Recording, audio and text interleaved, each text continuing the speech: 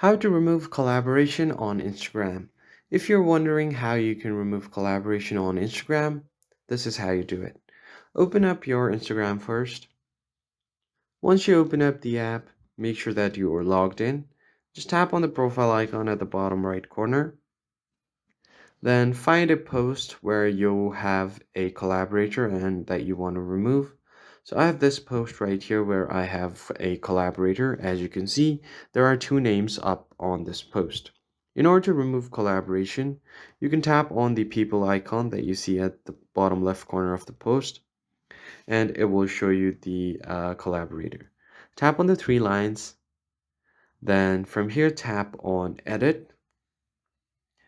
As you can see, there is no option to remove the collaborator. So what you can do is tap on this one collaborator button that you see right beside your profile.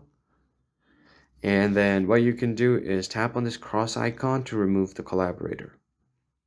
Once you have done that, tap on the check icon at the top right. And again, now once that is done, the collaborator will now be removed. As you can see, there is only my name on this post now. That's pretty much it, guys. I hope this tutorial was helpful. I'll catch you on the next one.